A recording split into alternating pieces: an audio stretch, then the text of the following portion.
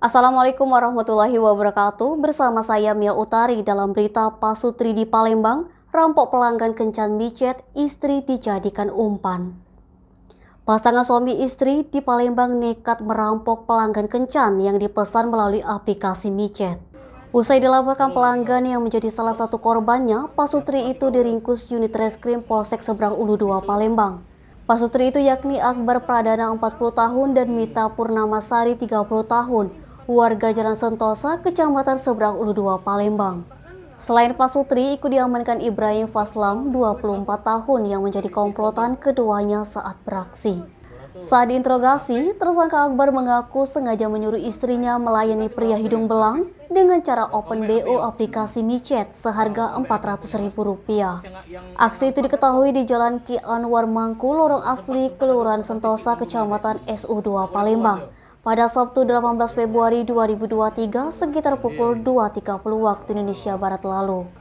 Pelanggan yang menjadi korbannya berinisial RL 19 tahun, warga Jalan DI Panjaitan, Kelurahan Sentosa, Palembang.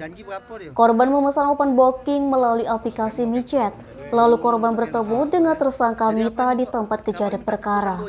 Lanjut Handrianto, saat itu korban ketakutan dan dimanfaatkan kedua tersangka untuk memeras dan mengancam korban dengan menggunakan sebuah pisau, lalu merampas satu unit handphone serta meminta uang Rp2 juta.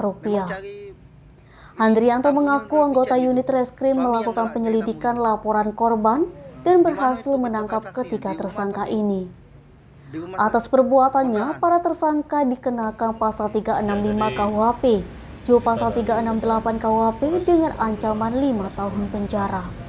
Untuk barang bukti yang diamankan yakni satu unit handphone merek iPhone 14 Pro warna hijau, satu unit handphone merek Oppo A15 warna merah, uang tunai sebesar Rp900.000 dan satu buah pisau dapur bergagang kayu warna krem.